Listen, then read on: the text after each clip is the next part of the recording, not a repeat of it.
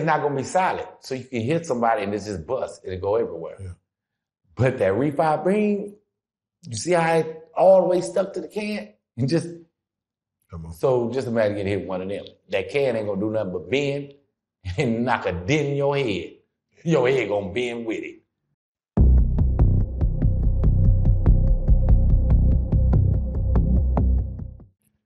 Prison Stories 101, man. We are back once again by popular demand.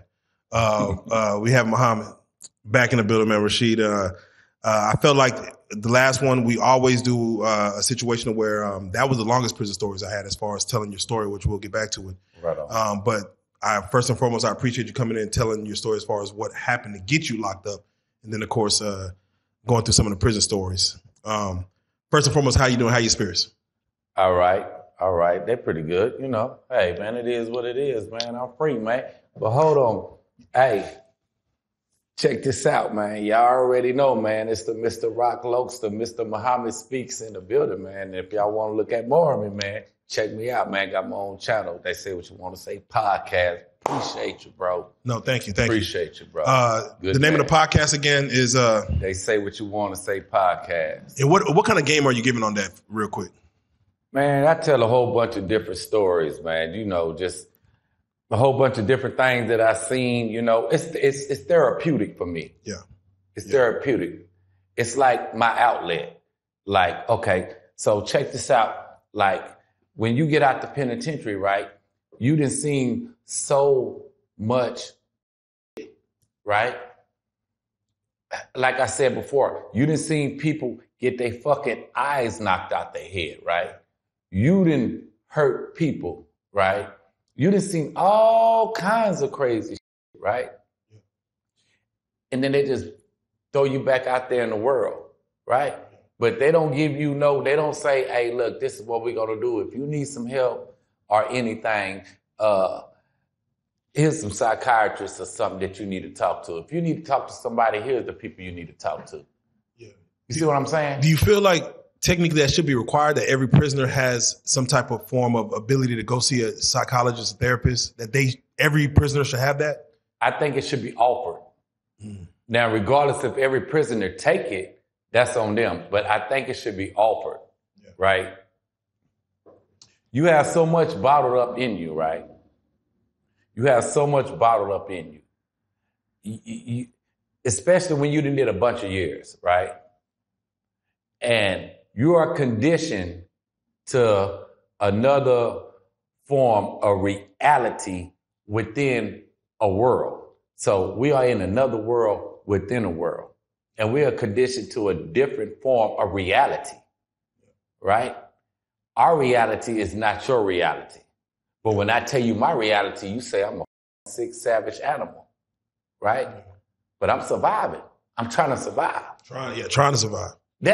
How you gonna tell a lion in the jungle that he is sick and this is his environment and this is how he gotta live? More so even a lion that's born in captivity, let's say, or that's been in the zoo for 20 years, and you just let him out in the Sahara. He's supposed to know the rules of the jungle? How is he gonna survive? He don't have a pack, he don't have nothing.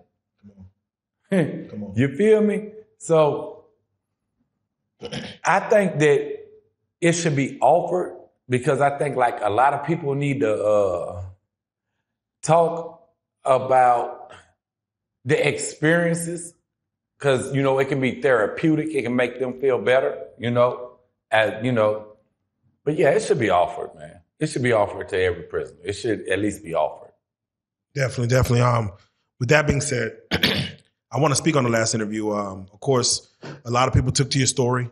I want to touch on the title itself. As you told the story, and one thing that you said as far as even to create that title was that, with the Texas penal system, that it almost like technically breeds homosexuality as far as the way it's set up for throwing men into a prison system.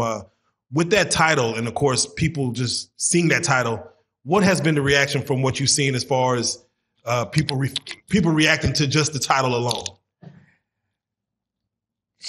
I think I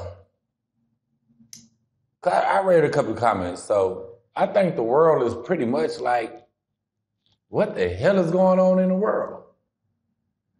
I clearly state and I talk about how all that they be talking about, that doesn't happen in the penitentiary like that. That is old. That's the days of old. Yeah. That shit don't When happen. you say old, when you say old, how old are you speaking? Like what era? 80s. Okay. So, like I explained, right? Just like the free world, right? So, in the free world, you have your own rules. You have, you have rules. And you have eras. You have styles, right? It's the same way with the penitentiary. Certain eras go out and certain eras come in. So what they was doing in the 80s is not what we was doing in the 90s. Because now you got gangbangers coming in and you got these youngsters coming in and these older people are getting out. They was doing all that.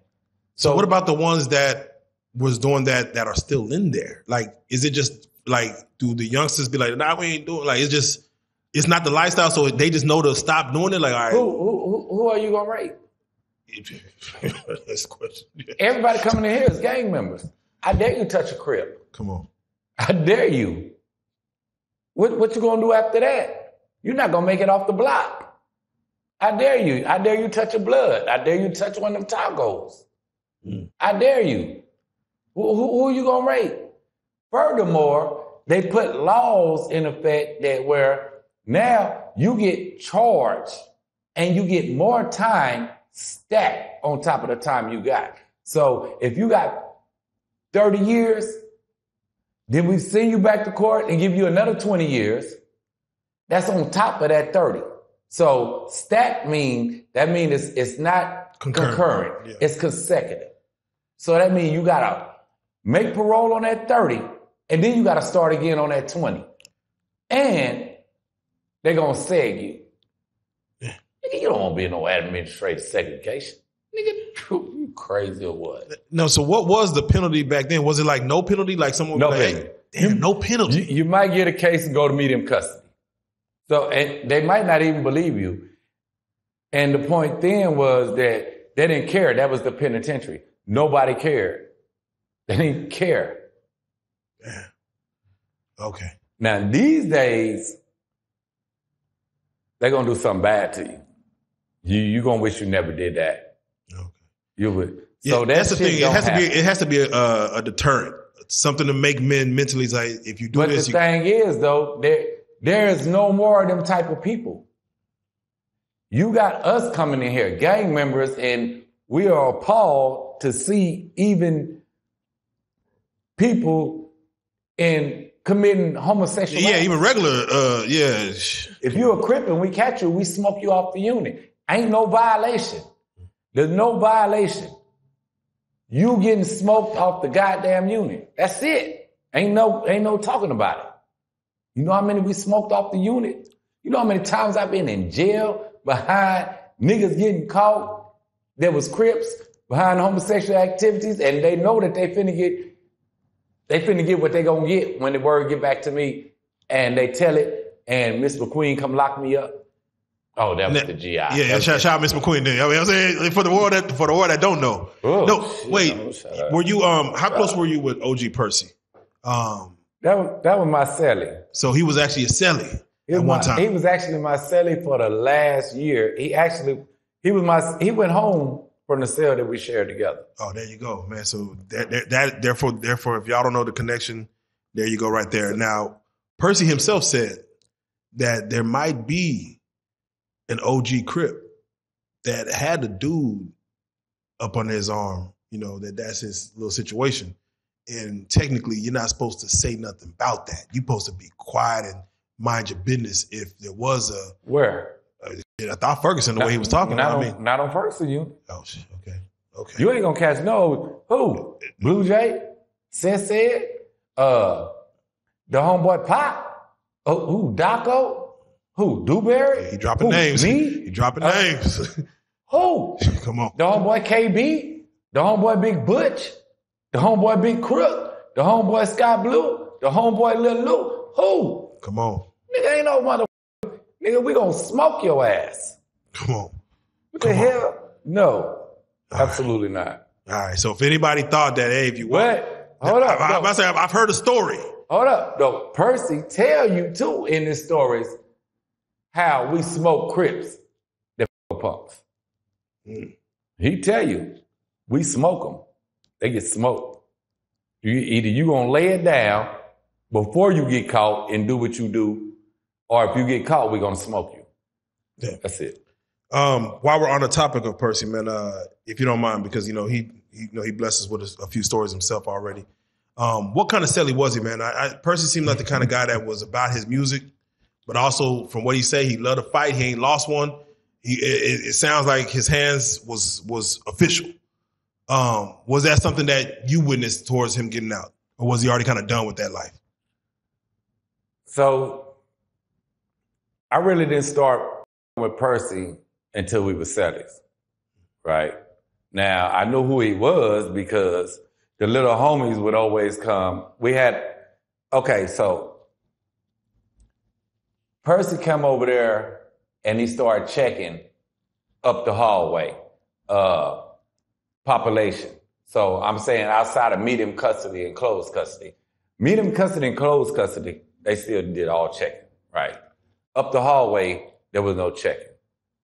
So one of the things was about that a lot of the homies never experienced that, right? So they would complain to some of the bigger homies like me, like Blue Jay and them. But this is how we came up, so we didn't care. So as far as, was he really checking and doing that? Absolutely. Was he walking around with gloves? Yeah, absolutely. He was really doing that. And that was one of the things that almost got Percy ass off Ferguson unit. Because see, Ferguson unit like tough niggas. And we like to get tough niggas. So they always try to politic Percy off that motherfucker. But I like Percy because, hey, that's how I came up. Blue Jay and them like, what the wrong? That's how we came up. You niggas need to toughen up. You know what I'm saying? That's how we looked at it. But a lot of people didn't like that because they felt like he always doing some shit. And on Ferguson unit, when you always doing some shit, that is the quickest way. I don't give a damn how bad you think you is. That is the quickest way to get your ass off this unit. That's some real shit. That's facts. Yeah, no, it's real. They call it gladiator unit. Why? If you can, break it down. Hey, it just brings me to a point, right? So I know somebody in the comments, right, they were saying, he talks about the violence and all this, and he started laughing and smiling, right? So it's the thing, right? You have to have a coping mechanism, right? Yeah. So they call it a gladiator farm because there is always violence happening every single goddamn day on that motherfucker. I don't care if it's the Mexicans. I don't care if it's the white boys doing something. I don't care if it's Crips, the Bloods, the Lords, the folks. It don't matter. And the laws. Because, mind you, we're at war with the laws too. The laws is just as big as a gang as us. So no matter what, there's always something happening. And you always have... Okay, let me give you a prime example. Break it down. Shit y'all do out here, that shit don't fly in there, right? So even sometimes when I'm out here, I got to check myself because you thought it was cool to say what the you just said. But that shit wasn't cool with me. That was a slight. You don't let no slight pass. If you let a slight pass, you become food. Because guess what we all looking at you like now? That nigga's a weak-ass nigga. So no matter what, anything that goes on and happens, any little slight, any type of little disrespect, you have to fight. So imagine how many fights is going on for a perceived slight that probably wasn't even a slight I just happened to say, you know, an offhand comment that really meant nothing, but you perceived it as a slight. Now it's fight time. And then my homeboy might not like how it went down. He want to fight your homeboy. He want to fight you. Line it up. Now it's line it up. Now we finna have 4 or 5 fights behind a perceived slight that wasn't even a slight. It was just an offhand comment. God damn. That's how I rock out. That's how Ferguson rock out. So on days it's not a fight. It's not nothing like that. No, that's every day. Yeah, but say if it doesn't happen, is it weird? Like, damn, ain't nobody? No. It might not be on your block, but you're going to see the laws running every single day down the hallway. Either it's the laws whooping the inmate ass, the inmate then whoop the law's ass, or some inmates is fighting. Regardless, there is violence every single damn day happening. Damn. Thank you for that. Regarding the last interview, what were some other things in the comments that you felt that need to be addressed? Because people seem to, they have some things or they'll say some things in regards that I'm sure you saw and like, man, wow, I see you didn't even see what I said about that, this or that.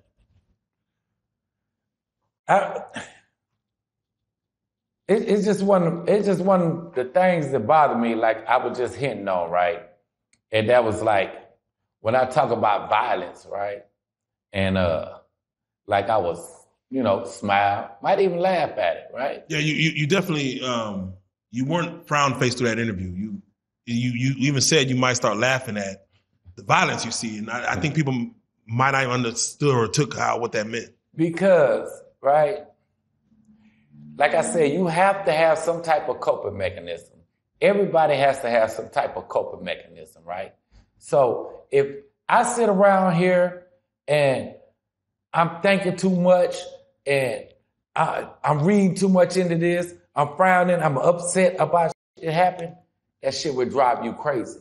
Because you are seeing extreme violence in your face. In your face.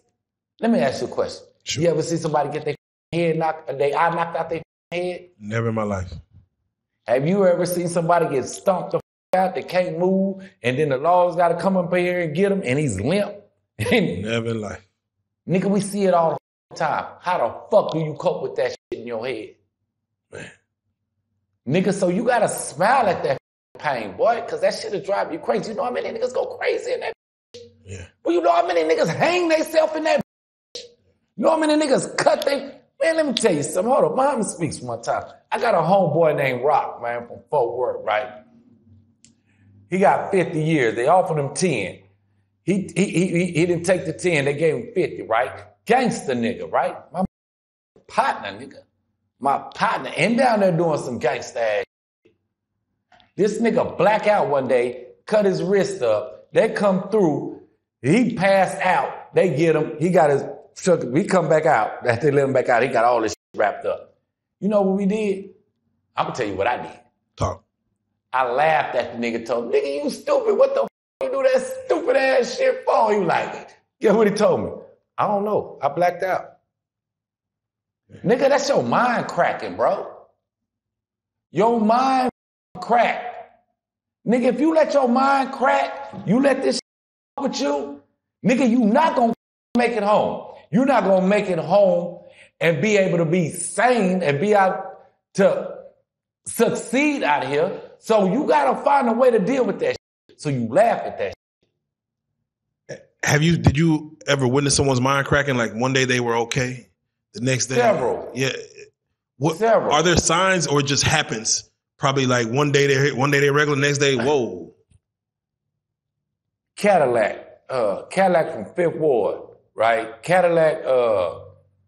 He bring his pictures out. He with the Fifth Ward boys and all that. You see him, he Versace down. He clean. He everything. He over there rapping and everything when he first get there. Live nigga, live player. All of a sudden he just start like. It was like kind of, but you don't pay attention to it. Then he get locked up. So they lock him up. Don't nobody know what he get locked up for.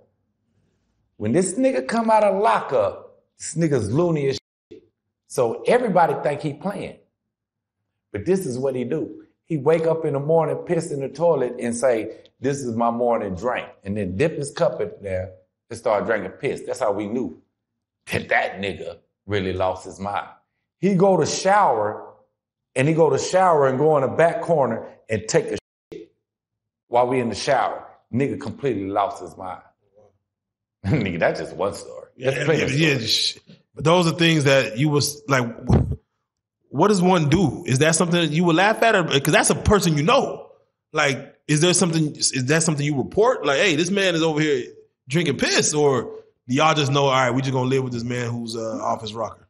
It's the penitentiary, bro. It's the penitentiary, my G. Yeah. This shit happens. So what would you say when it comes to drugs being involved? I heard K2, of course, was a thing that kind of ran rampant within. So when I left the system, K2 had just hit maybe like a year before. It wasn't as popular then. Because you got to understand, just because we in the penitentiary don't mean shit. Everything that you have out here, we have in there. You got meth out here, we got meth in there. You got heroin out here, you got heroin in there. You got cocaine out here, nigga, we got fish scale in this. Fish scale in this. Nigga, you got bud, we got Doty. We don't give everything you got out here, you have in there. So think the jacking, the drug addicts. I hear you might move to another side of town, move to another city, and here you can't go nowhere. Yeah. So just think the niggas ain't got money, then got hooked on some shit. Just think of the type of shit they do. And then they crash out and then we smoke them out. See what I'm saying? Yeah. So outside of K2, the other drugs are in there. Everything. But like you said, K2 was something that was coming in. It was brand new. So even now, as I see what it's doing to people today, do you feel that that's probably the most dangerous drug in there? Oh, that's definitely the most dangerous drug in there. My partners that just now getting out, that just get out, they say that everybody's on it. And they say it's like a zombie land. So my partner BG, my SA homeboy, Odi Home, San Antonio, he say, bro, it's so fucked up. He say, the youngsters is coming in there now, they don't listen to shit. Guess what's happening? The era changing again. So my era with all the shit we was doing, that shit is out the door. Now they coming in and they K2 heads. And they don't want to follow no rules. They want to do what the fuck they want to do. And they zombies. And if you don't know, if you seen video, you see what K2 do, pass your ass out. Niggas fall and knocking all their teeth out their mouth. Niggas having attacks. Look, these niggas will have attacks in the day room. We got to try to do CPR because we don't want to call the laws because we don't want the laws to get them. We got to become CPR motherfuckers. But I ain't giving you mouth to mouth. Throw some water on that nigga ass. Goddamn. Not crazy. No mouth to mouth. Goddamn. Fuck that. No, for real. I do see videos where some people do find that as entertaining when they see someone kind of tripping on K2, where they look at it as a form of like, man, that boy gone, and they don't get involved. Is that, again, we talk about minding your business and things like that. At what point do you say, let me help this man out? I'm not going to help you unless you're my homeboy. Okay. I'm going to laugh too. I'm just going to be real with you. I'm going to laugh. And they be over there go, ooh, ooh, ooh. Yeah, Tucci attack. Damn. But if you know. Somebody give us some water. Understandable. I'm going to laugh too. I ain't going to lie to you. But if it's your people. No, my people. I got to get over there and help. Okay. That's my people. I'm going to help. Okay. Now, Mohammed, another thing, and again, I want you to address it because, again, this was a comment that someone might say, ain't no way you serve that much time and then did not get involved in the zestivities or whatever's going on over there. for a man who, because I seen people say, man, I couldn't last 5 years without going to the other side. I'm like, it's baffling. But what is it for those who can't understand that time frame of being in that type of scenario and saying, man, I didn't go that way. For somebody to think that, they got dick on their mind. For you to actually sit up in the free world and worry about some, you got dick on your mind. And what the nigga, don't get caught. Because if you get caught, we already know you gonna take dick. You gonna walk around. Yeah, when the guy said, man, I couldn't last 5 years like that, I'm like, that lets me know, don't do no goddamn crime. Not only that, obviously you didn't pay attention to the video, not you, but they didn't pay attention to the interview. Because I explained to you, Ferguson unit was 80% female officers, right? They're in here with a bunch of men. They got their choice pick. These niggas out here doing y'all dirty, grabbing a bitch by it. You come in here, we gonna tell you everything you want to hear. They got them on every block. You can pick you a man on any block. Can you give us a description of what a typical female CEO on Ferguson unit look like?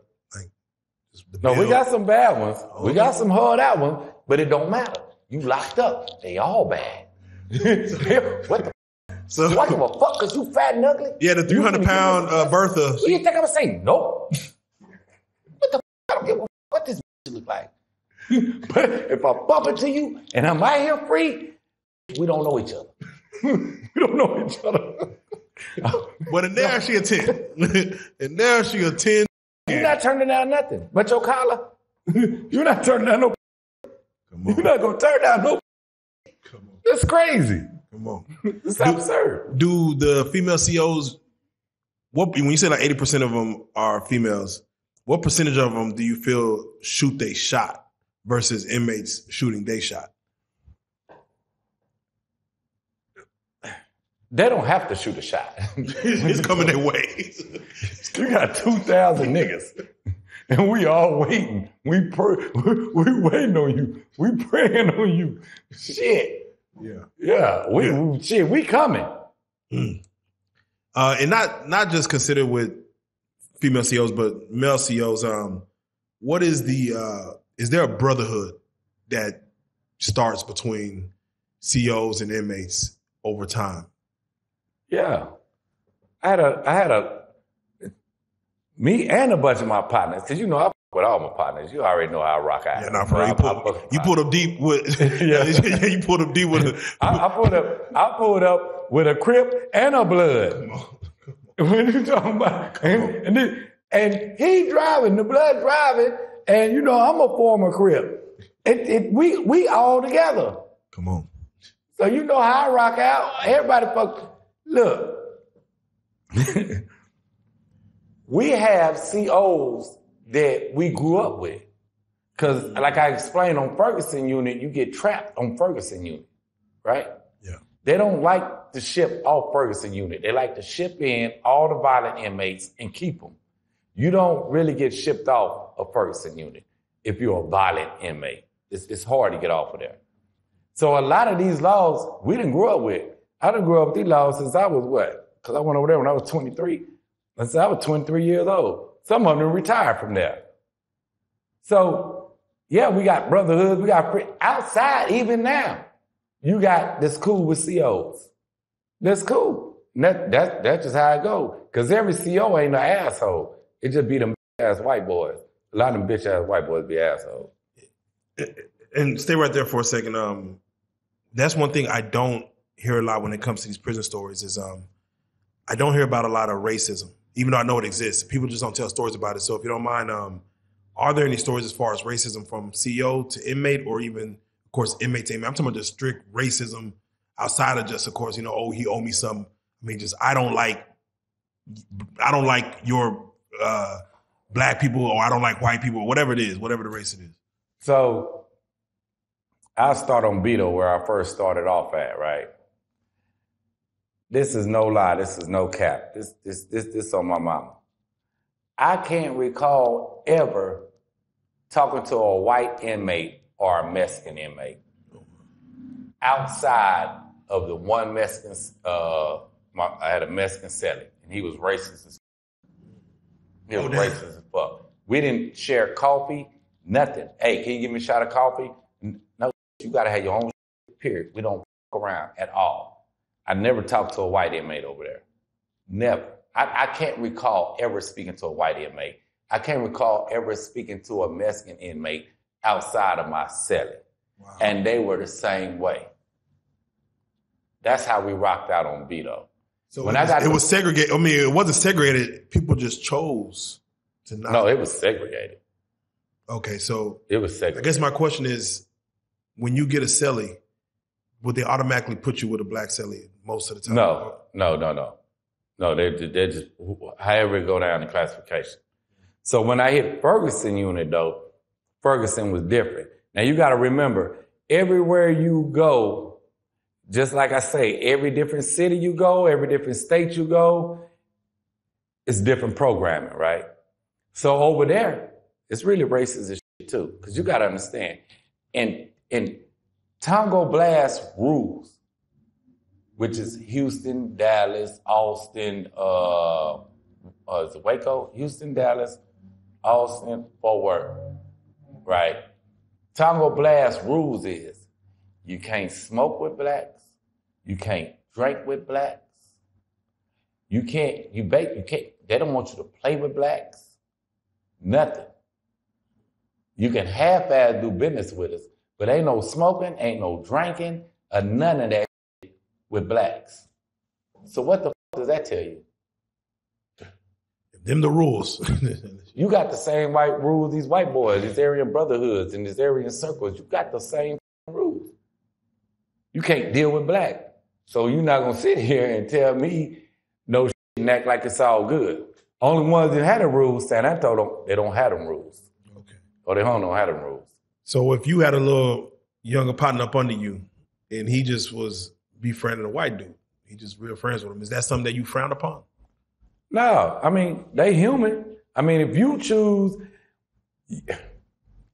your morals and the shit that you stand on, your principles is you, right? I don't give a fuck what you do as long as you don't no punks. You don't snitch. I give a less. If a white boy is your best friend, go right ahead. If a Mexican is your best friend, go right ahead. I could care less. Now, I got Mexican partners, though, but I always knew, though, right? And I always kept an arm's length. You see what I'm saying? I handled them accordingly. Except my homies out of San Antonio, though. They're my niggas. You know how that go. But they good people, too, though. Yeah. It's just that when you get involved in something, so just say like Tango, right? So when you come in and you're a young Mexican and shit, right? And, you know, they listen to rap music. They call each other nigga. They wear fades. They do all that shit, right? But when you come up in here, you know, it's dangerous as fuck. Ferguson is dangerous as fuck, right? Yeah. And you need to know that some type of security, right? So you're going to join that Tango because they're going to press you off the rip when you come through the door. Mexicans is pressing you off the rip if you're another Mexican. You're going to join. So even though you don't absolutely believe in the rules that they are governed by, you have no choice when you say, I do, and get your shit beat out of you. Now you got to follow them rules. You feel me? Yeah. So, you know, take tomato. Tomato, tomato. So right now, I got to get your take on it.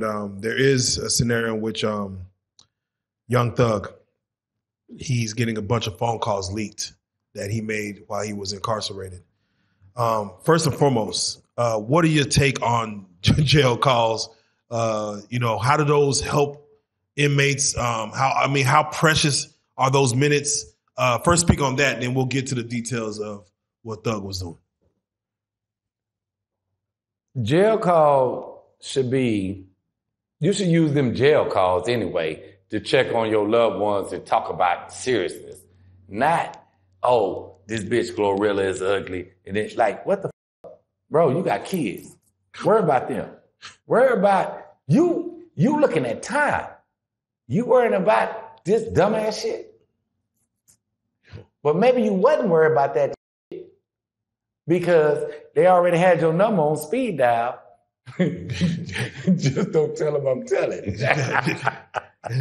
So technically, that was a phone conversation that he was having with a girl he was knocking down. You know, just whatever. He had other baby mamas, but that's a girl he's knocking down. Mm-hmm. Do inmates want to talk to their kids, talk to their mamas, or do they want to talk to their girls? Because it seems like the females could either make your day or break your day, it seems. While kids seem like they'll just make your day. Mama might just make your day. Well, it depends on the relationship that you have with the female that you call it. Now, me, I want to talk to my family. I don't give a shit. I want to talk to my mama. I want to hear my mama's voice. Hey, baby, hold on for me. Shit, I know it's been a long ride. Hold on for me. I want to talk to my brothers. Hey, how my brothers doing? Hey, they all good. They all living. They all healthy. How my son doing? Yo, man, look, I'm doing what the fuck I got to do. Trying to get home. Whoop-de-whoop. I'm trying to do this. I'm trying to fight this case. I'm trying to see it. You know, I don't give a shit about that stupid shit because you got some real shit going on. So for you to be worrying about some dumb shit, obviously you didn't give a damn about no real shit. You feel me? Because I don't have time to talk about no dumbass shit. I don't give a fuck about no fuck, what this bitch doing, what that. I ain't even call them no homeboys. I'm gonna call a homeboy for? Nigga, I got a mama, I got a daddy, I got brothers, I got kids. Nigga, I don't give a fuck about no. And when the last time your homeboy wrote your ass or sent you any money, nigga? What you talking about? Shit, think about it. I say, there you go. So when it comes to jailhouse calls, and again, states and feds is different, but the fact that these phone calls are recorded. First of all, give me a take on, I don't know who leaked these calls. To me, it has to be the goddamn government leaking it. But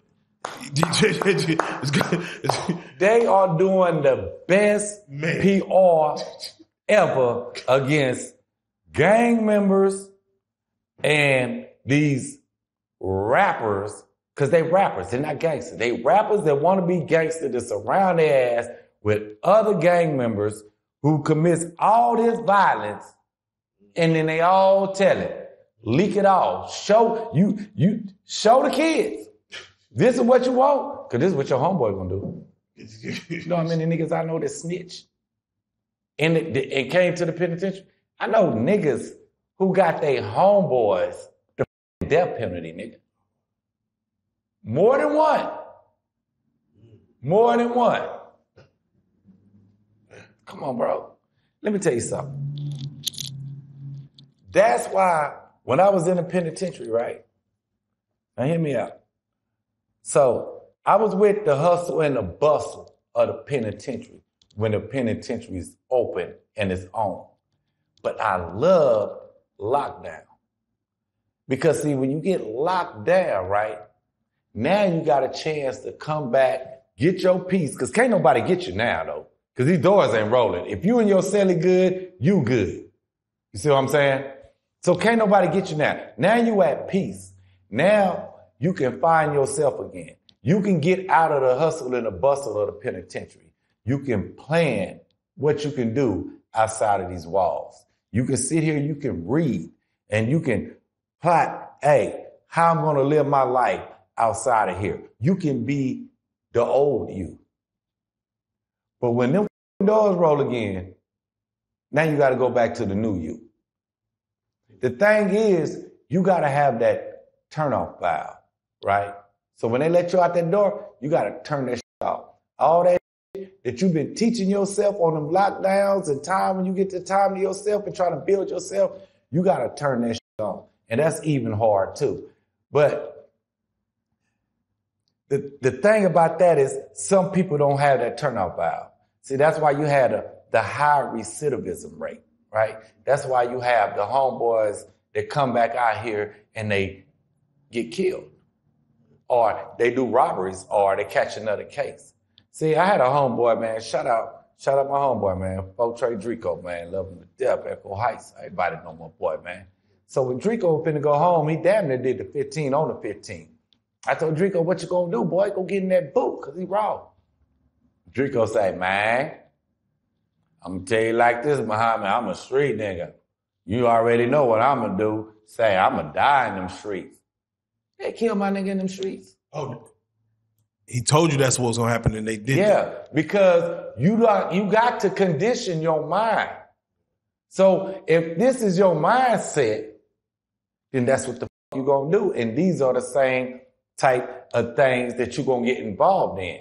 But if you also condition your mind that, look, when I get out, see, like I knew, when I get out, nigga, I'm gonna go get on that job site. Nigga, I don't want shit to do with nobody. Let me tell you something. How many from the gang wrote me when I was locked up, nigga? What? I only had one homeboy that consistently wrote me. One nigga out of a whole gang who sent me money, nigga. So I already knew, nigga, when I walked out this door, all that gang, all this, that shit stay here. Nigga, I took it from the world, brought it here, and I'm gonna leave it right here, caged up, and let these niggas talk about my legend. You remember the homeboy Mohammed? You remember how he come to? Yeah, leave all that here, nigga. And I'm coming back out of new, man, I'm not doing that. Where the fuck were they at? Nigga, you go kill for the gang, you do all this. Where the fuck are they at? When your ass doing all that time. Y'all little kids, y'all better learn. Better learn. Y'all better learn. Let me ask you, when it comes to someone on the phone with their mama, you know how their mamas, their girls do, saying, hey, go ahead and tell on so-and-so, do yourself a favor. Don't do the time for them. If a person tells a story of what really happened over the phone, and mind you, these calls be recorded. If they tell their girl or their mama what really happened, who really done what, do you consider that snitching? If that is used, you dry snitching. You know it's recorded. It tells you as you talking. It tells you.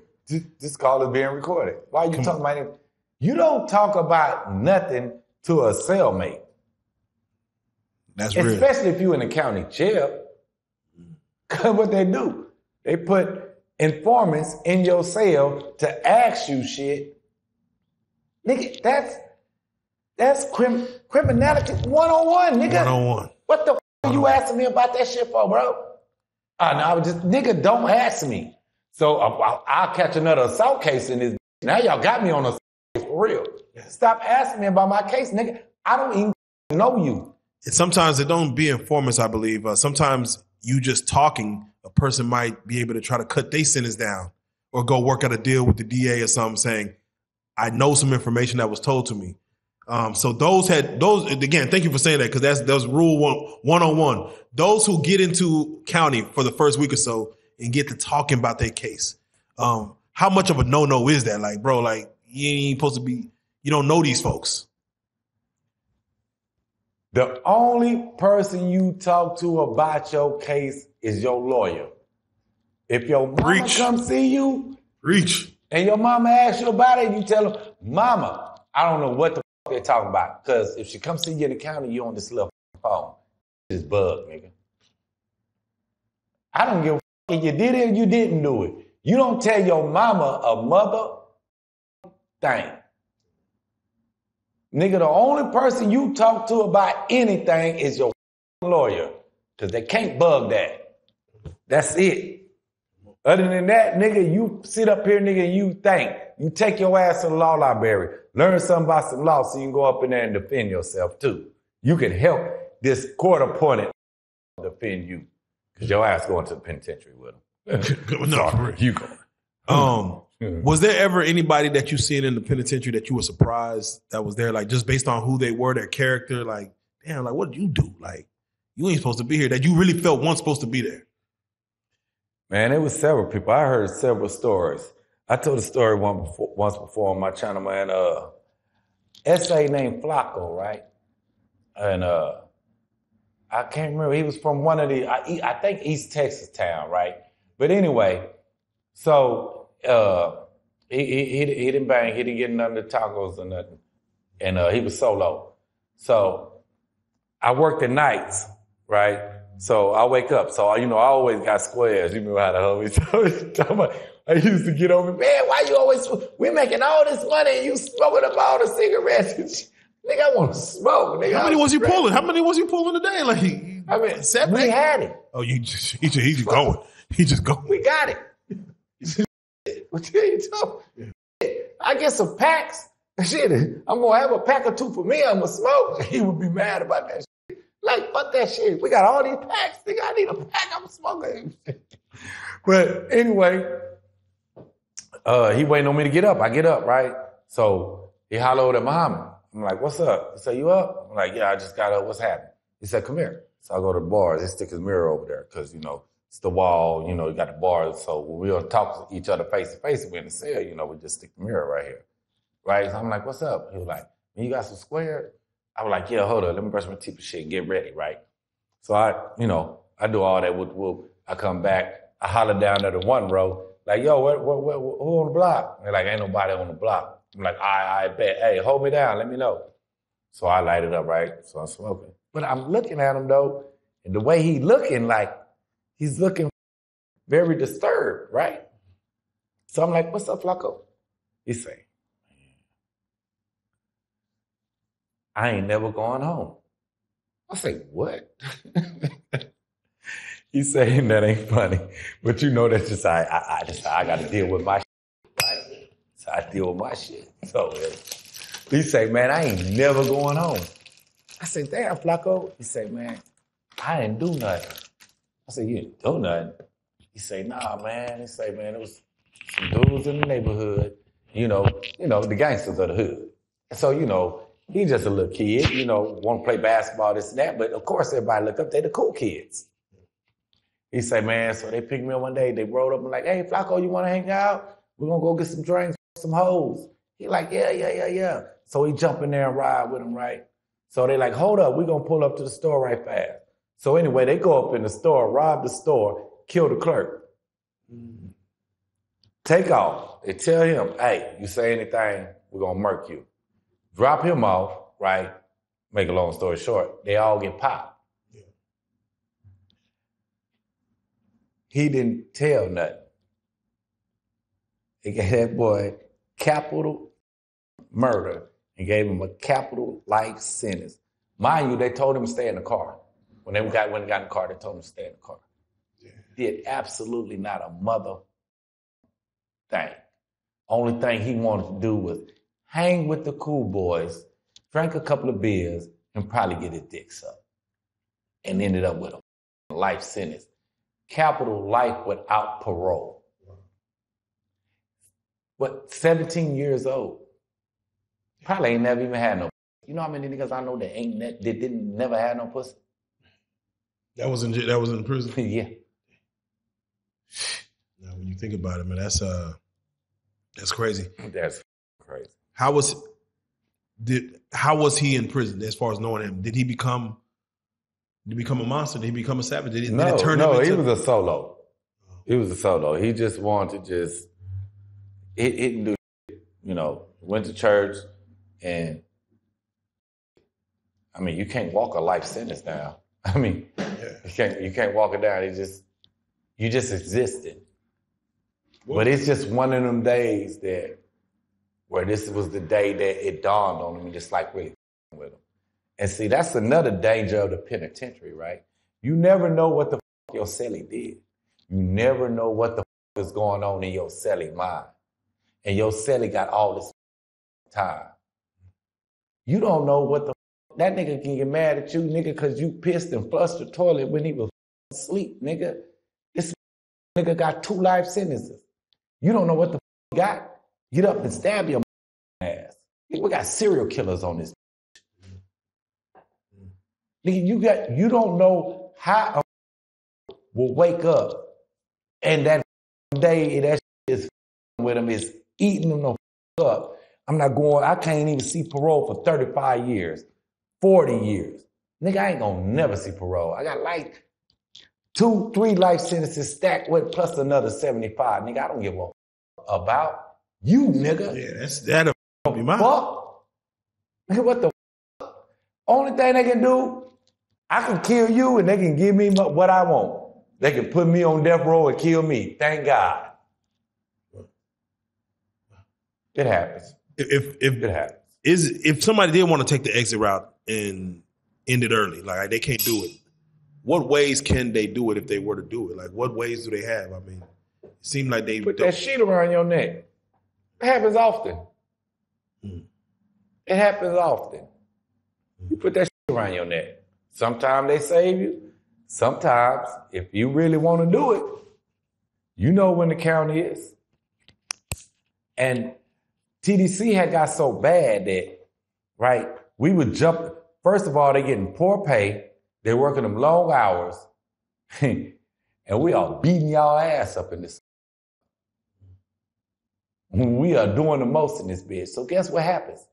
People don't want to work, right?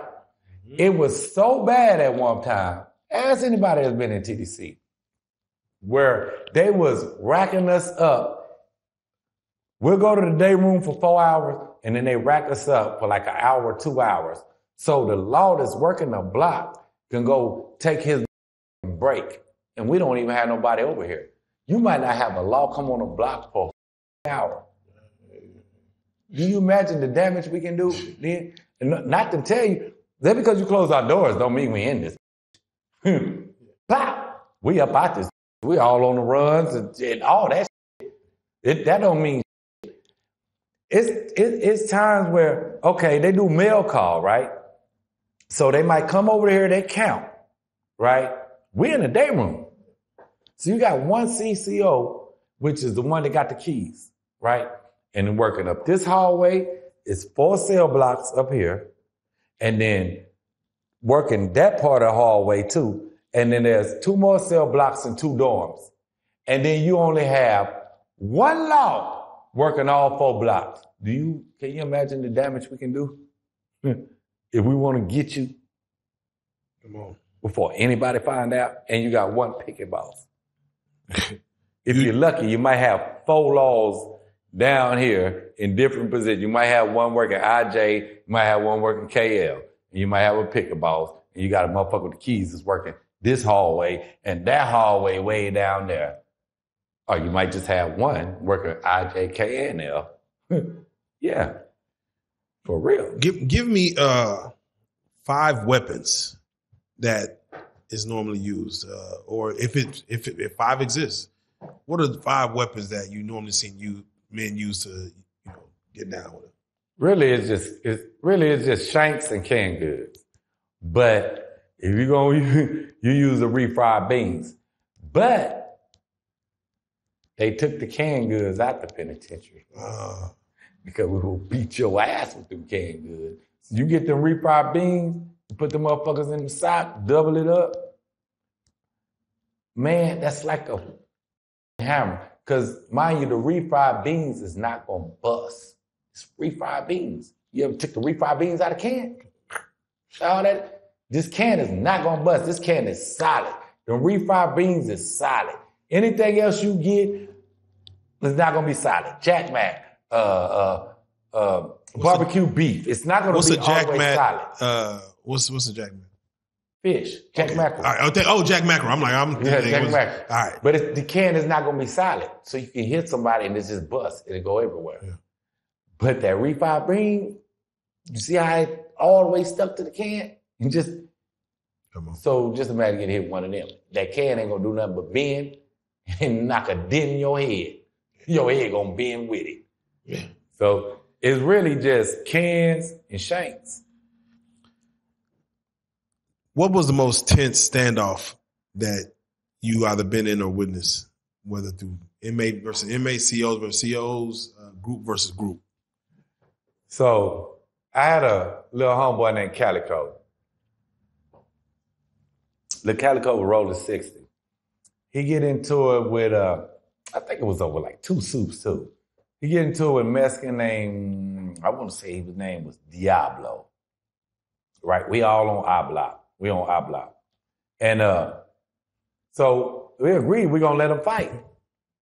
We agreed we're going to let them fight. So they fight. So at first again with the mess, but that Diablo fight hard as fuck. So, I mean, this is a good fight. There's no clear winner, period, right? So what happened is he pushed Diablo, and Diablo slipped like on the bench, and he ran up like he was finna hit Diablo, right? But the other homies, everybody, we already like, you know, trying to stop us. All the Mexicans jump up. They ready to ride.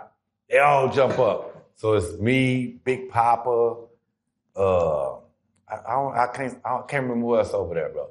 We all telling them, the older Mexicans that we grew up with, we like, hey, y'all chill the out. Chill the out. So it's like a standoff because all the young, they ain't really been in no rides like that. They only hear about it. You see what I'm saying? Mm-hmm.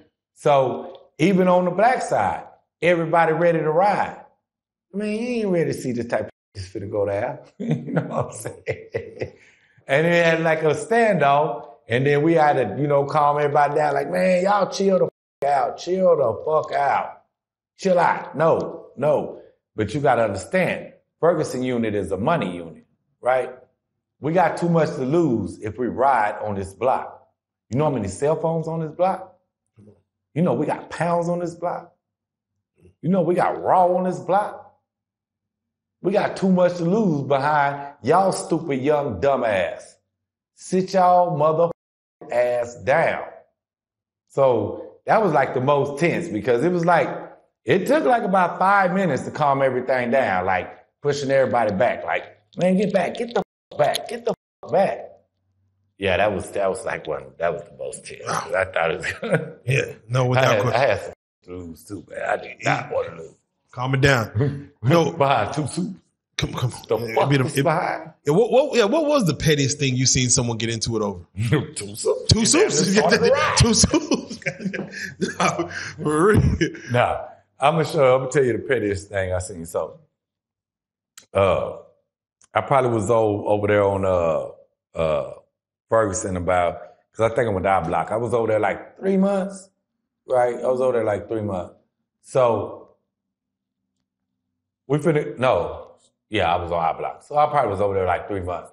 So we finna go to chow, right?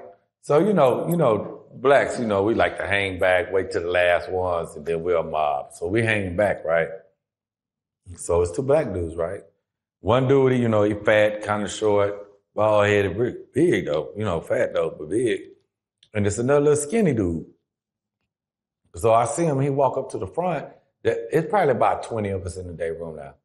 He walk up to the front, he say something to the black dude, right? The fat dude. And I see fat dude look up, and he say something to him, and black dude just go like, boom, right? We don't know, the fat dude just jump up, throw his hands up, right? So the dude run up on him, bam, pop him in the arm, blood everywhere. I like that. That was the first and only time I ever seen blood skirt like skeet like that. Like a fucking water gun. Mm. So he tried to put his hands up, he was like, all right, I got you. Pop! Or he tried to put it back down, he tried to put the other one up, popped him in the other one. Pop! So he like, oh, but he's still trying to, because he's trying to, when you being attacked with a shank, you're not supposed to run. Where he fucked up, he should just went on and attacked him. He should have took that one pop and then attacked him, and then I wrestle your little skinny ass to the ground. So he pop him again, he finally take out running, right? Boom. He take out running. So the law see what's going on, but this nigga walking around with this shank, and he pacing this and looking at everybody. So everybody like this. He paces this way, everybody like this. He paces way. He paces like I said, what the fuck going? Because you don't know what the fuck going through this nigga mind. You know what he stabbed him over? Sure. Yeah, I said, nigga, where my final call newspaper? He told me, man, I'll give you that final call newspaper. I ain't got it right now. I'll give it to you. Final call newspaper. Popped him. Just like that. Yeah, I'll give you that. I ain't got it right now. I'll give it to you. Pop! What? No, nigga. Because guess what? That smallest slight, you think something weak about me. see what you mean. Nigga, I'm going to show you. I see what you mean. I'm going to show you, and I'm going to show all these niggas. And then I'll make all these niggas go to this side of the day room, this side of the day room.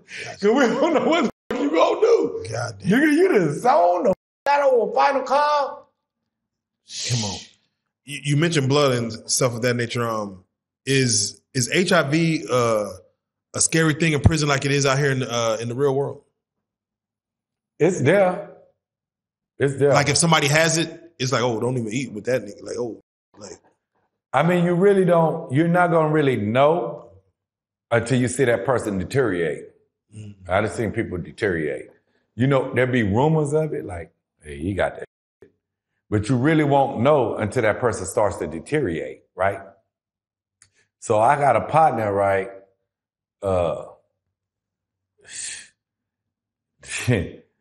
He caught right? He caught from a pump. So he was been with that punk since like 90.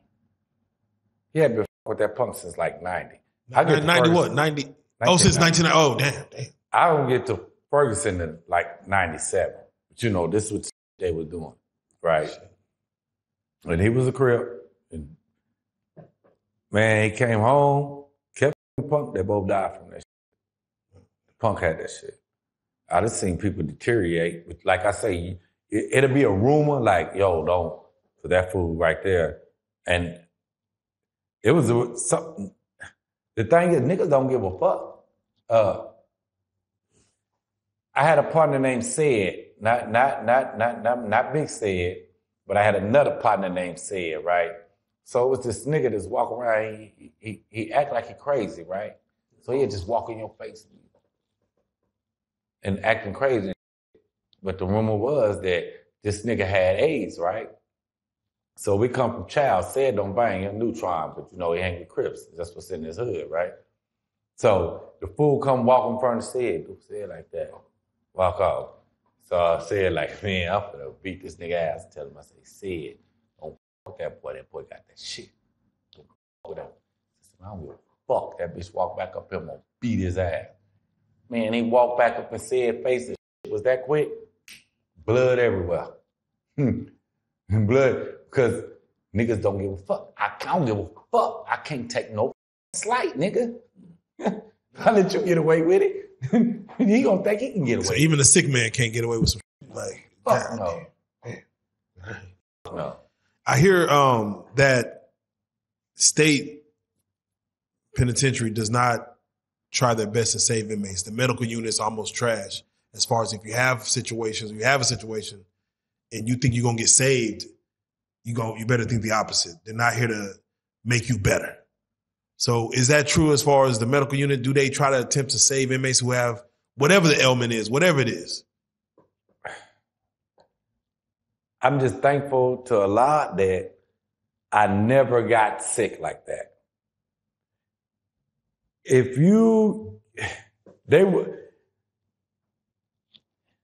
By the time they try to help you, you're probably terminal, right? Even though I told you way ahead of time and I told you there's something wrong with me, they're going to give your ass some non-aspirin and tell you, take these and go, on about your business. You have to be damn near terminal to get help. But I will say this, though. The nurses and that's there, they really want to help you. But it's like their hands are tied. There's nothing they can do. They're just nurses. They can't sign the papers to say, send him there. Oh, he's up like this. He's up like that. They just do the best they can. You know what I'm saying?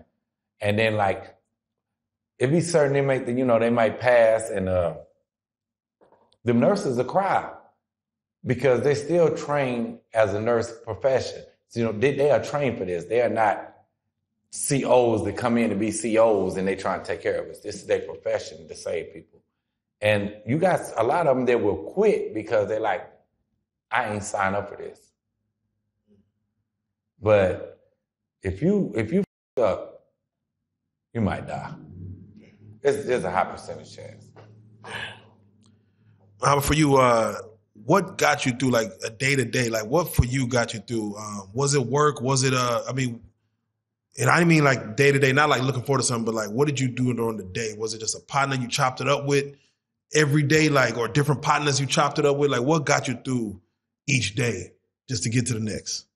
Well, one thing you're gonna do, you're gonna work in that motherfucker. So you got to go to work. So the job. Do you take pride in the work? Like, I'm gonna do the best I can today. I'm just doing the job. But when I'm gonna go to this, I'm finna hustle and I'm finna make some money. I'm finna go and hustle. But other than that, like the day to day it's just the same.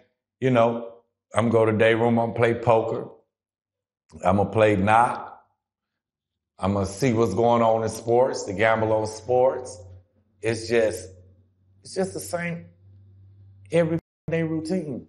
Does gambling make it funner, better, more luxurious as far as winning versus losing? Like, what is the gambling mentality in prison? Because it seemed like pastime. Okay. You're not having fun. There's no such thing as fun in prison. I don't give a shit what you're doing. You are not having fun in prison. Fun is what we do out here. We get to do whatever the fuck we want to do. If I want to walk up out this right now, I can walk up out this right now and do whatever the fuck I want to do. You can't do that there. If these motherfuckers just walk up on this block and just be like, hey, yo, rack this bitch up. Ain't shit you can do. Man, fuck that. What we getting racked up for? One row, rack up. Get your dumb ass up and go on the cell. Nigga, how are you having fun? What the is that? There's no such thing as fun, bro. When you are tamed. You're tamed. So even if, like, as we see videos of the cell phones that get into prisons, they laughing, they doing something they haven't, I don't want to say quote unquote fun. It's just more so passing time. Like that's all they doing.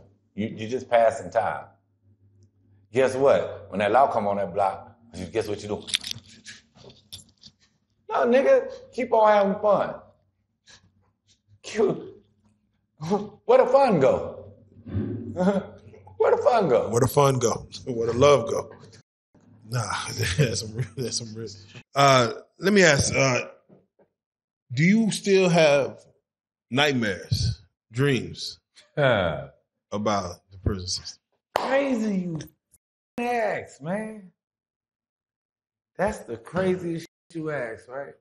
And the reason why I say this, right? Because I did a video on my channel, right? And a dude tapped in, right? In the comments, and he was talking about how he have still dreams about being in prison, right? So I showed my wife, I say, see, you thought I was tripping, right? I said, you thought I was tripping when I be telling you, like, damn, man, I had a dream I was back in the penitentiary. Damn, I had a dream I was back in the penitentiary. My wife be like, well, you need this. I be like, you think? And it was crazy to find out that it just wasn't me. So the thing is, right, sometimes I might have three dreams a week. Sometimes they might skip weeks, but I always have them, right? Every time, but this is how the dreams be, right? I'm always walking down the hallway or I'm somewhere and I'm steady asking them, man, what did I do? What did I do? And they always tell me, get your ass on the block. Get your ass on the block. Nobody never tells me what I did. Nobody never tells me. So now I'm fighting, trying to wake fuck back up because, man, you ever had a real dream? I think everybody in the world has had a wet dream, right? That seems so real. And that's how them dreams, when you dream about the penitentiary, that shit seems so real, right? So I used to wake up at night and I'd grab her, right? I said, like, what you doing? What you doing? What you doing? I'd be like, fuck, I'm just trying to make sure you still there. Trying to make sure you still there, right? Because, nigga, that dream was so mother real, man. So real, man. PTSD, bro. Yeah. We got PTSD. You know how the motherfuckers in the military, they certain shit trip. Yeah. For real. Yes, I do, man. What would you compare prison to for those that never been? If there's anything that you can compare it to for them to get an idea.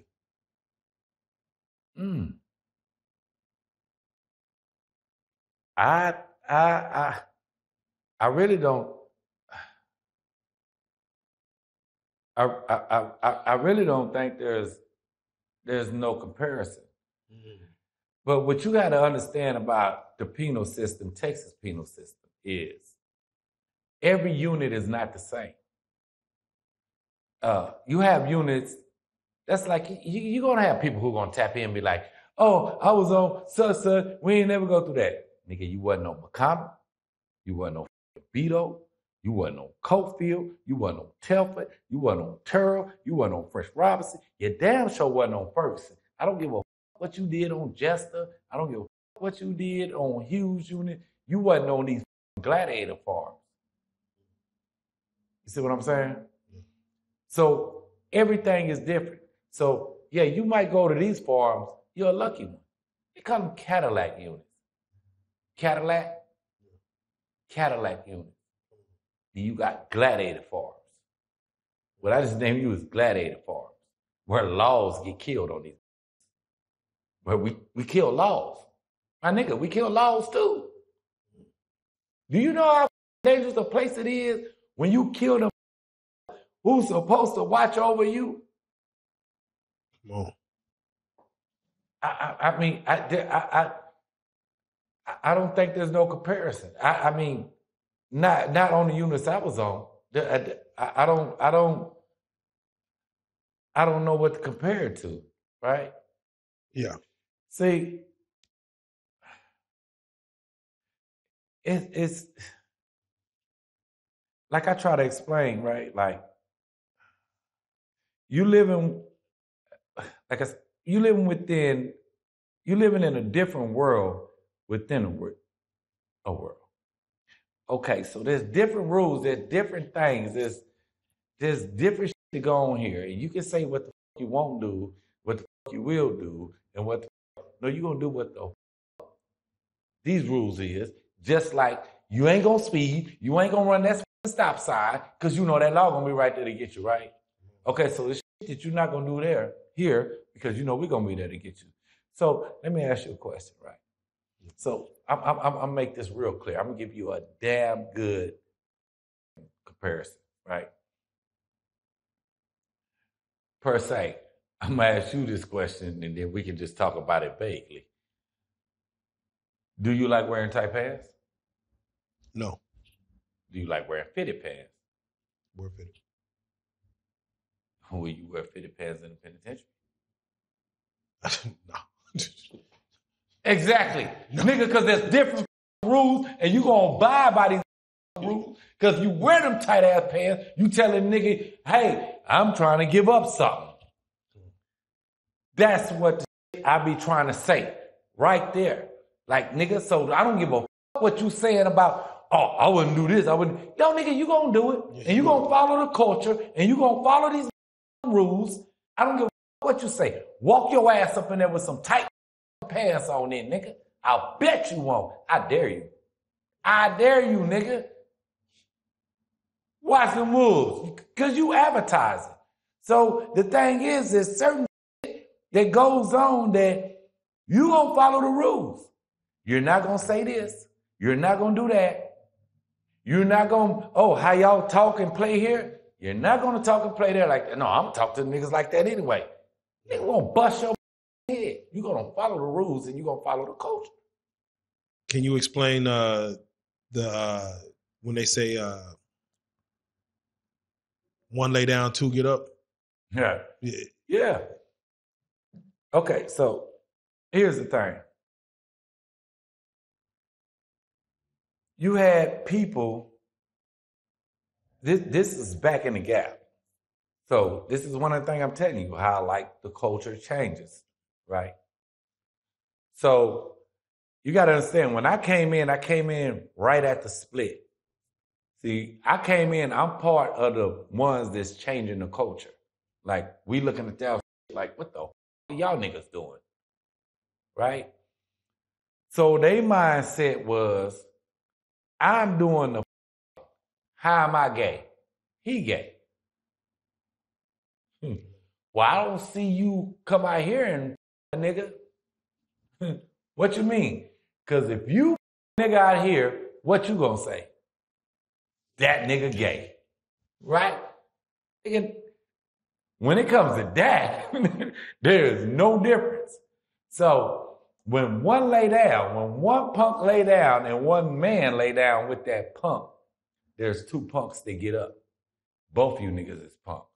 I don't give a who catching, pitching, who's spitting. I don't give a none of that shit. And you bet not be a crip and get caught. Yeah. Or we putting your ass on that helicopter. I ain't tell you the story. Yep. I'll tell you the story. So check this shit out. So I get locked up, right? I don't know why I'm locked up right now, right? I'll tell you, Miss McQueen, she comes with me a lot. So she locked me up, right? And she locked up like me and like 3, 4 more of my other partners. So we all in transit. We call it transit jail. We all in transit. So it's on A block, which is the last block on the unit, and then everything else after this is child halls and classification and all that, right? But you go on 3 row and you go in the back, and they got you behind a gate, right? They got the cells in the back reserved for people who they put on transit, right? So I don't know why I'm there. I've been there like, after like 10 days, I end up, well, I actually had wrote the letter, but the thing is, when you on transit and they got you on transit, if the law comes and get your mail, they put it in the transit box, right? So your mail is automatically gonna go to the GIs. The GIs gonna see your mail and automatically throw your mail away. So I have to wait till somebody come through, a SSI, which is somebody who comes to clean the block up, that's an inmate that I know that I can give my mail to and say, put it in general population, because it's gonna go out then, right? So I had to wait like 10-something days, right? Boom, I give him my mail, like, yo, put my in general population. I write home, I write my mama, my brother. I tell my brother, yo, tell Dexter was the lawyer. Hey, yo, everybody, y'all call up here, man. And that's another thing, man. If y'all got family in there, man, y'all check on your family, man. Check on your family, man. So he finally get it out. By 3 days later, they let us out. They never shook us down. They never came and questioned us. Nothing. We just locked up for like 13 days. And then they just let us out. So they like to let you out at chow time, right? So, and this is gonna segue into another story. I'm gonna tell you so much work we put in on that. So I get out, boom. I go back. I go to J Block, right? I go put my shit in the cell. I tell the boss lady, I'm like, no, don't close my cell. I'm just gonna put the shit in here. I'm gonna go back to the day room and run the chat. So boom, I come down, I go behind the stairs. She's like, you wanna go to the day room where they run the child? And I'm like, no. So I tell all the homies, I'm like, hey, y'all come on, I'm waiting on y'all. So we go to chow hall, we like 5 deep. So we get to the chow hall. Well, I'm going to chow, I'm happy, like the hustle, the bustle. I'm like, you been just locked up, that's just crazy. So the hustle, bustle, I'm back excited, penitentiary. Nigga, like I could go, I could start doing time. Because you gotta do time, man. You got time to do, right? So we get in the chow hall. Homeboy Blue Jay see me. Homeboy Blue Jay, 18-7, group with circle. Jump up. Look out, Mohammed.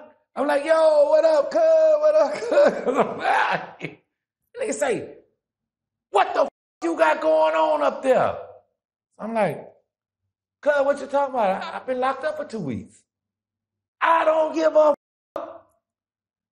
Such that. Boosie got his eyebrows up there arched. I say, what? He say, nigga, what the f? So I'm like, so I look around to the homeboys, I'm like, what the f is cuz talking about? So Blue Jay is a well-respected, one of the main people on the unit as far as scripts. Like, we came up together. Like, it's several of us. We all come up together, right? So I'm like, I'm mad as because this is my partner, right? I'm like, nigga, going out. And the laws, they all know us. They just looking like, oh, somebody asked me to get fucked up. So I'm looking at them like, what the fuck you talking about? They like, yeah, man, then they got his eyebrows arched down there. They moved the Mexican punk over there. And he said the Mexican punk was riding with him. He come out, he got his eyebrows arched. Why y'all niggas ain't do nothing? Oh, because such and them said they're gonna take care of it. They ain't took care of it. Fuck this shit. This food. Boom, I go back to let me out. Next thing, smoke. Y'all come on. We go back to the block, right? So we get to the block, back to the block of Madison. And mind you, I'm gonna show you how fast, not only my mind, but people like me, that mind clicks. And this is my partner.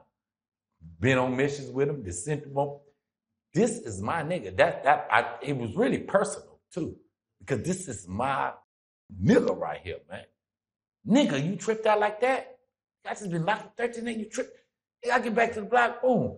Bitch let me in, I walk straight up, walk up to that motherfucker. I say, he leaning like this on the punk right here. I say, nigga, what the fuck wrong with your eyebrows? He like, oh, what's up, cuz? No, nigga, what the fuck wrong with your eyebrows? Oh, no, I fucked them up, so I end up cutting them off. I say, get your ass on. See, looking at him. Bitch, you think I start coming around that mother? Right? And her homies start coming around. Bitch, jump up. Sit your ass over there by the pistol. Sit your ass over there by that pistol. You ass better not get up. Boom. So I'm sitting there. I said, you don't take your ass nowhere. When they run the door, just stay your ass in here. We finna run your ass. Now, I give him this. That nigga did not catch out. He did not catch out. That nigga sat there and got ran. Man, we fucked him the up. We fucked him up. Three rounds. So the homies, we on J Block. The homies right here across the hallway. They tell one of them, man, call Mohammed. I come to the window. I'm like, what's up? Man, don't fuck with him. Nigga, fuck y'all. Who are y'all? Who are y'all to tell me anything? You niggas don't hold no rank. You can't tell me shit. As a matter of fact, nigga, I'm gonna let Blue Jay know what the fuck y'all just said. So the nigga like, back throwing up out the window. So we ran him 3 times. We fucked him up, right? We fucked him up. He's so fucked up. So the next day he can't go to work in the child house. So when you don't come to work, because you're gonna come out, they got a roster, they're gonna check you out. Then you come out, let me go see what's going on with him. So I wake his ass up, come to work. Only thing you hear is, ah, bitch hollering. We done him no up. Oh, and the homies end up getting the pump too. They end up eventually getting the pump too. And beat the out the pump too. But the bitch holler. So I'm on the phone, right?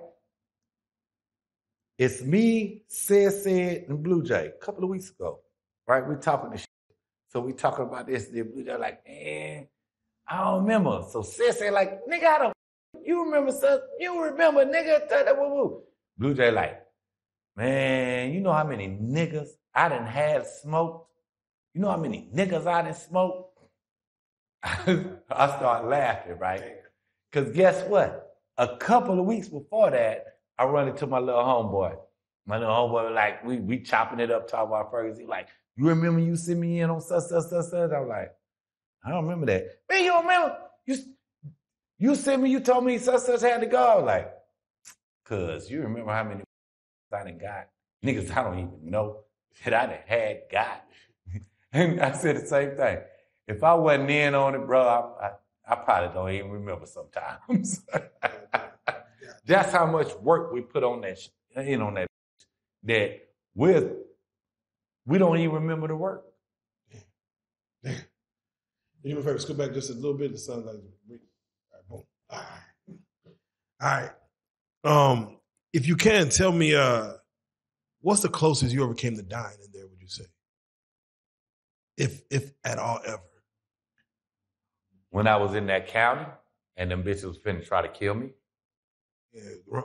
Take us through there.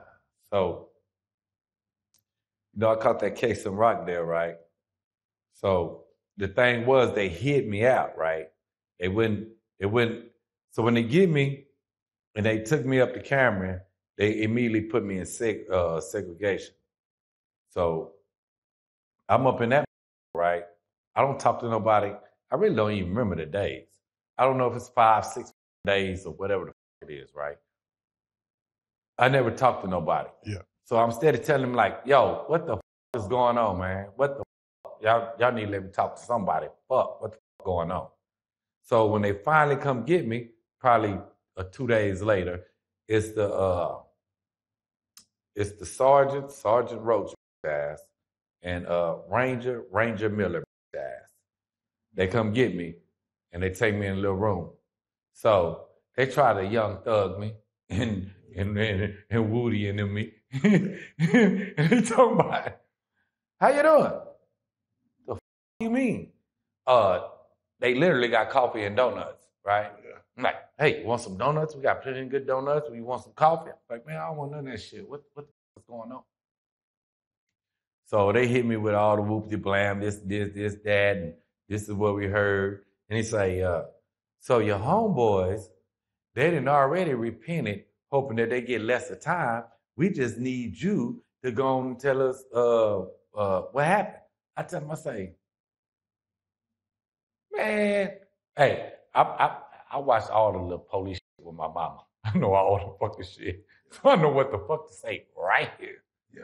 I want a lawyer. Boom! That Ranger hit that table, coffee, donuts, all kind of shit go everywhere. I jump back. You're like, get this mother out of here. Get him the out of here. So now I'm scared because I'm from Texas. I know what the they do to you in country towns in Texas. You from Texas, you know what the happened to you in the country town. Come on. So they get me and they put me back in the cell. So now I'm not eating. But they never will bring me a phone. I can't call nobody. They never. The whole time I'm there, like I think like 15, 16 days, they never brought me a phone. So nobody know where I'm at. So the only thing I'm thinking is now, man, these are gonna kill me. They come in the middle of the night, tell me to get up, put your hand behind your back, stick them through the door. So it's the bean chute where you get your meal. I got to sit there and they cuff me. I'm like, oh, damn. Just been trying to kill me. It's middle of the night, pitch black country. Well, what they doing is they taking me up to Gatesville to whatever county is, because they hide me out. But when we going, it's like pitch black. The whole time in my head, I'm like, man, this bitch is gonna get me on the side of the road. This is gonna kill me, try to say I ran. So, hey, that's a long story in itself, though, man. But I think his name was Wilson. He told me, he say, when's the last time you talked to your family? I said, I ain't talked to my family since I've been locked up. Black, he was the sheriff over that jail. Yeah. And actually, when he came to the door, I'm exercising, I'm working, I'm doing push-ups. He come to the door, he opened the door. So I'd be like, boom, I go put my back where the toilet shit at. He was like, no, it's okay, it's cool. Can I come in? I'm like, yeah, come on in. So he come in, he sit on the bunk, can I sit down? I'm like, yeah, sit down. So I sit up on the toilet, up on the sink part, like boom, right? So I'm watching him. I'm like, shit, if it's going down, I'm gonna fight this shit out. He like, you smoke? I'm like, yeah. You mean a cigarette? He was like, when the last time you talked to your family? I said, man, I ain't talked to my family. I said, I seen your chart. You've been gone like a little over 2 weeks. I said, man, they won't let me talk to my family. He say, pro-black brother. He say, look, you got some money? I said, they took my money. I don't know. He say, I'm going to put some money on your books. He say, you smoke, so I'm going to leave you this pack of squares. He said, when I leave, I'm going to make them bring you a phone. You let your family know where you at.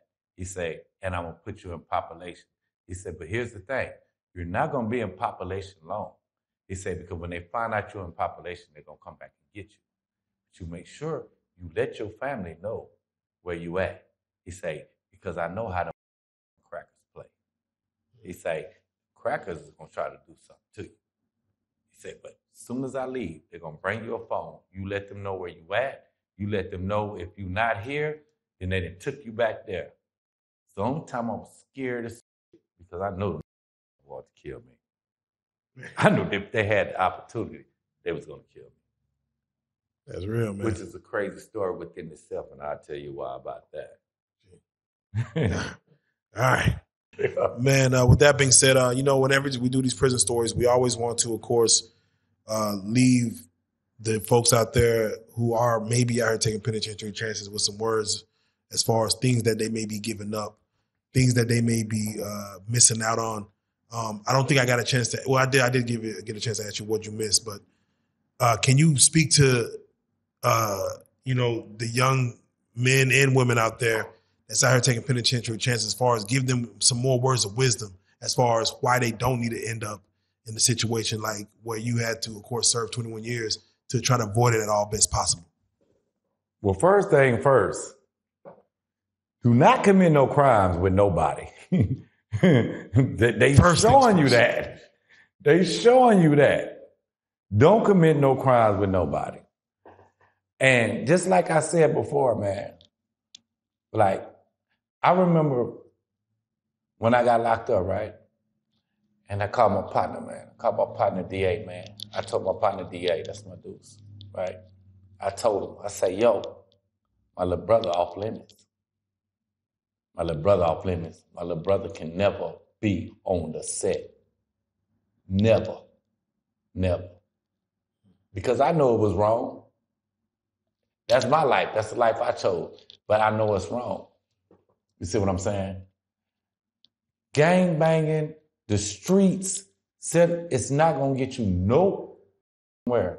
And it's like I said earlier, who the f*** wrote me? Who the f*** sent me money? Who the f*** sent me pictures? Who the f*** did anything for my son? See, in there, you're going to be alone. Only thing you have is your family, right? And God forbid that you f*** over your family. God forbid that. Because up in there, shit, you eat or not. It feeds you by calories. How the f*** you gonna feed a grown man calories? I get my little grandbaby, I get her a little Happy Meal. She eat more than me after I eat lunch. You know what the f***? Have you ever had a hunger pain? Have you ever, no, nigga, have you ever, literally, you see them little kids in Africa, them big old stomachs? That's just air. That's just air. Nigga, I done had hunger pain. Nigga, you feel like you're gonna die. You can't even straighten up. You bent over like this. And then when you finally eat something, you just start forth. Nothing but air coming up out of you. And then you feel better. Them hunger pains have your ass bit. Nigga, that's how they feed you. You over your family. You ain't got no family. Nobody to help you. You ain't got no hustle. No nothing. What's a lonely place, man? And it's a place you don't want to be. And don't nobody love you. Trust me. Because like I said before, if you're going to get got, it's going to be your homeboys here that's going to get you. Ain't no Bloods going to get my homeboy. Ain't no Mexicans going to get my homeboy. Ain't no white boys going to get my homeboy. Guess who going to get my homeboy? We are. When you fuck up, we are. The best thing to do, man, get a job and work, man.